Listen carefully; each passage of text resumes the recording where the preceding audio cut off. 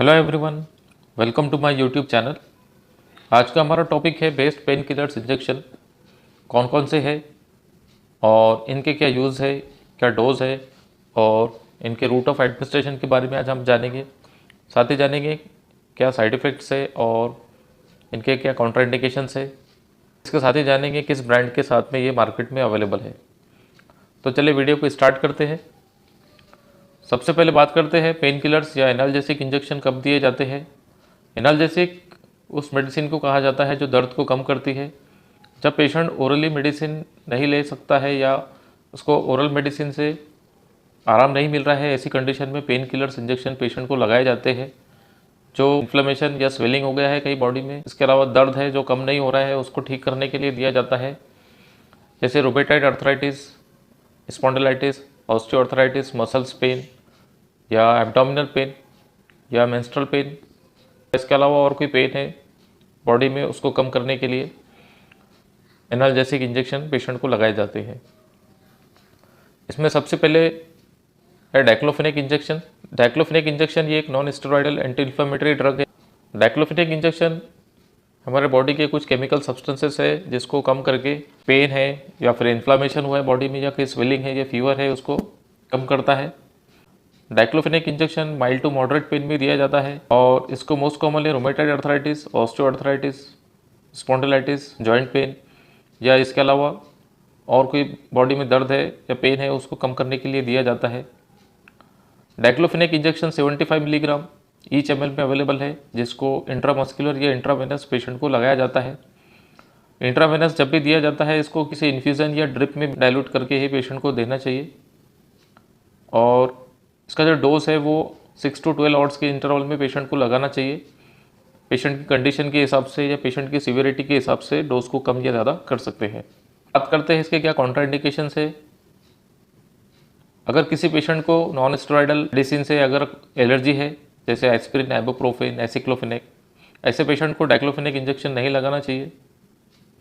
और इसके साथ ही अगर कोई पेप्टिक अल्सर का पेशेंट है, किडनी डिसीज़ का पेशेंट है, हिपैटिक और कार्डियक इम्पेयरमेंट मतलब कोई लिवर डिसीज़ का पेशेंट है या फिर हार्ट डिसीज़ का पेशेंट है, ऐसे पेशेंट्स को भी बहुत एहतियात के साथ में डाइक्लोफेनेक इंजेक्शन यूज़ करना चाहिए। और अगर कोई सीवियर एस्थमेटिक पेशेंट है, उसको भी डाइक्लोफेनेक इंजेक्शन नहीं लगाना चाहिए। इसके साथ ही प्रेगनेंसी और लैक्टेशन में भी ये कॉन्ट्राइंडिकेटेड है। मतलब प्रेग्नेंट लेडीज़ और लैक्टिंग मदर यानी कि जो दूध पिलाने वाली मदर्स है, उनको भी डाइक्लोफेनेक इंजेक्शन नहीं लगाना चाहिए। अब बात करते हैं कॉमन साइड इफ़ेक्ट्स की।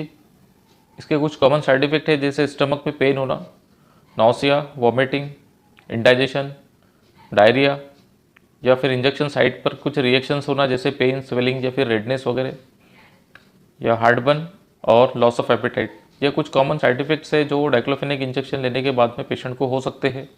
बात करें डाइक्लोफेनेक इंजेक्शन के ब्रांड की, तो डायनापार AQ ये एक मोस्ट पॉपुलर ब्रांड है। इसके अलावा भी काफ़ी सारे ब्रांड है जो मार्केट में अवेलेबल है। नेक्स्ट है एसिक्लोफेनेक। ये भी एक non steroidal anti inflammatory medicine है जो कॉक्स 2 एंजाइम मतलब साइक्लोऑक्सीजनेज एंजाइम को ब्लॉक करता है, जिसकी वजह से प्रोस्टाग्लैंडिन का सिंथेसिस नहीं हो पाता है, जिसकी वजह से इन्फ्लेमेशन या पेन या स्वेलिंग वगैरह पेशेंट को नहीं होता है। बात करते हैं इसके इंडिकेशन, डोज और रूट ऑफ एडमिनिस्ट्रेशन की। Aceclofenac generally mild to moderate pain को ठीक करने के लिए यूज़ किया जाता है और इसको most commonly rheumatoid arthritis, osteoarthritis, spondylitis, joint pen और इसके अलावा भी काफ़ी सारी कंडीशंस में यूज़ किया जाता है। एसिक्लोफेनेक 100 मिलीग्राम ईच ml के एम्पिल में अवेलेबल है, जिसको इंट्रामस्कुलर या इंट्रावेनस इन्फ्यूज़न या ड्रिप के अंदर मिलाकर डाइल्यूट करके पेशेंट को लगाना चाहिए। अब बात करते हैं कॉन्ट्राइंडिकेशंस। एसिक्लोफेनेक को अगर किसी पेशेंट को non steroidal anti inflammatory medicine से एलर्जी है, ऐसे पेशेंट को एसिक्लोफेनेक इंजेक्शन नहीं लगाना चाहिए। और इसके साथ ही स्टमक पे अल्सर है या ब्लीडिंग है, ऐसे पेशेंट्स को भी एसिक्लोफेनेक नहीं लगाना चाहिए।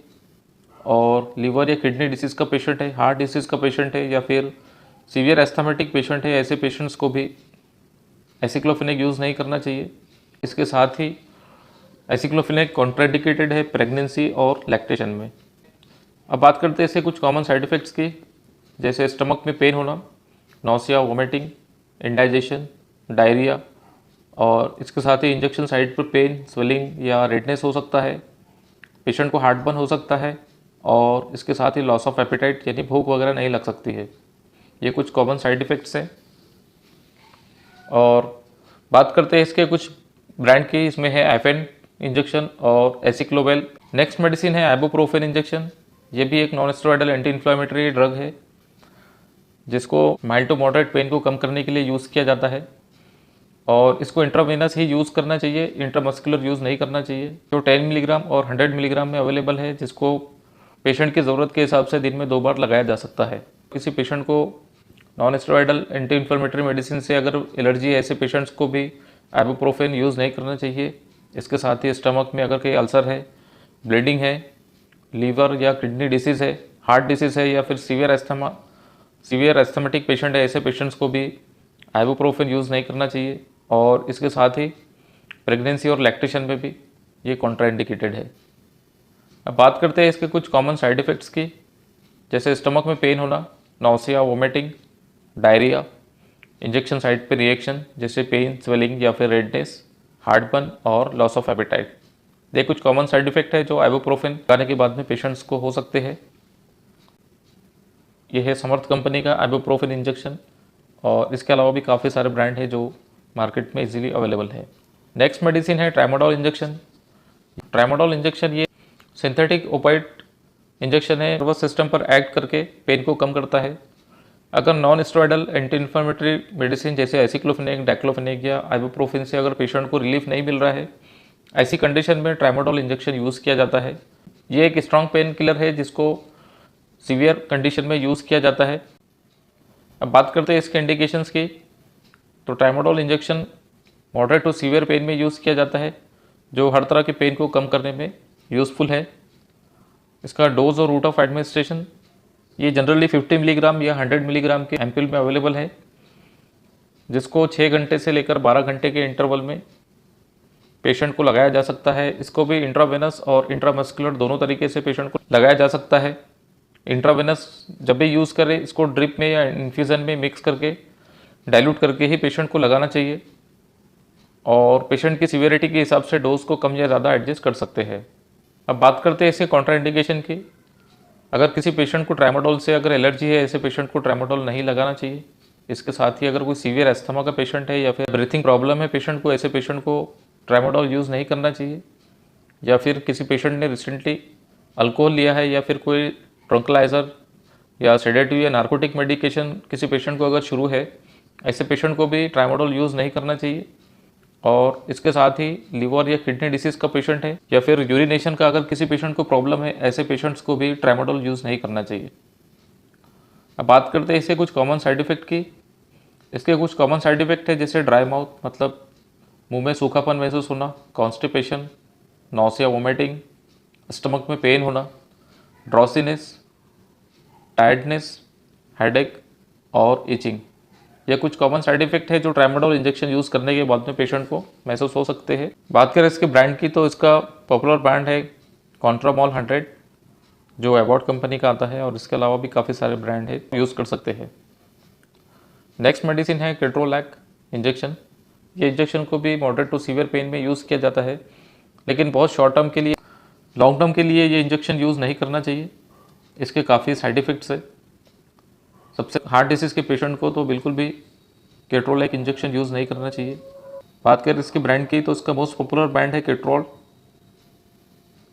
ये 15 मिलीग्राम और 30 मिलीग्राम ईच ml में अवेलेबल है, जिसको इंट्रामस्कुलर और इंट्रावेनस दोनों तरीके से पेशेंट को लगाया जा सकता है। इसको भी दिन में 2 बार पेशेंट की ज़रूरत के हिसाब से 1 या 2 बार दिया जा सकता है। बात करते हैं कॉन्ट्राइंडिकेशंस की।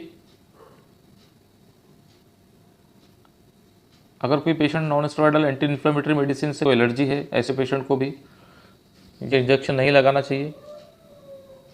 इसके साथ ही अगर स्टमक में अल्सर है या फिर ब्लीडिंग है, ऐसे पेशेंट्स में भी ये इंजेक्शन यूज़ नहीं करना चाहिए। लीवर और किडनी डिसीज़ के पेशेंट, हार्ट डिसीज़ और एस्थमा के पेशेंट को भी ये इंजेक्शन नहीं लगाना चाहिए। और इसके साथ ही ये प्रेगनेंसी और लैक्टेशन में भी कॉन्ट्राइंडिकेटेड है। बात करें इसके कॉमन साइड इफ़ेक्ट की, तो इंजेक्शन साइट पे पेन, स्वेलिंग या रेडनेस हो सकता है। स्टमक में पेन, नौसिया, वॉमिटिंग, इंडाइजेशन, ड्रॉसीनेस और विजुअल डिस्टर्बेंस जैसे साइड इफेक्ट्स पेशेंट्स में आ सकते हैं।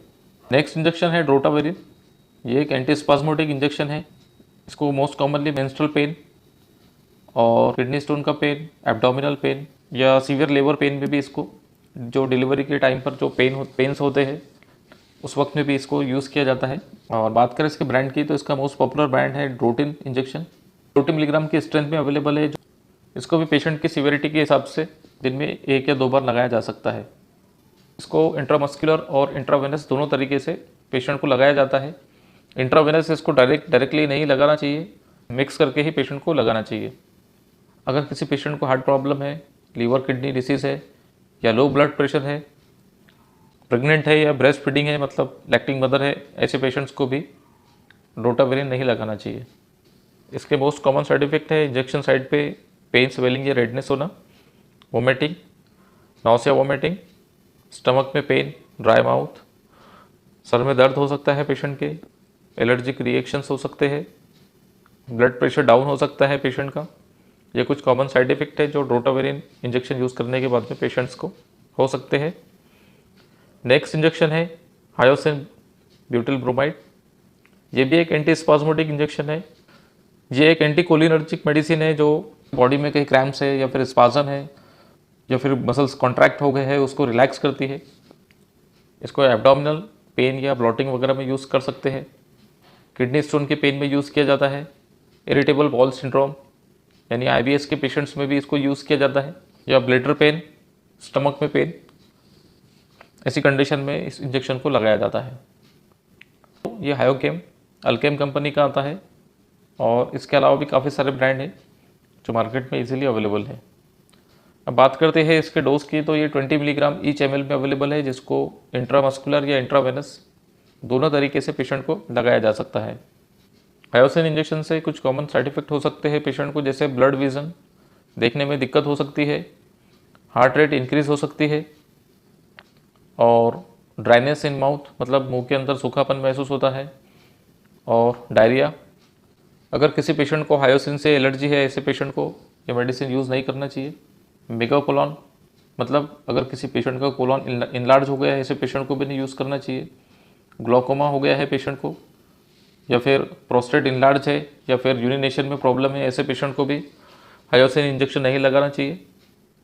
अगर किसी पेशेंट को हार्ट प्रॉब्लम है, हार्ट रेट इंक्रीज होती है, या फिर टैकीकार्डिया का अगर कोई पेशेंट है, ऐसे पेशेंट्स में भी हायोसिन ब्यूटिल ब्रोमाइड यूज़ नहीं करना चाहिए। ये थी कुछ इन्फॉर्मेशन पेन किलर्स इंजेक्शन के बारे में। आज का वीडियो आपको कैसा लगा हमको कमेंट्स में लिखकर ज़रूर भेजें और चैनल को ज़्यादा से ज़्यादा सब्सक्राइब करें। Thank you.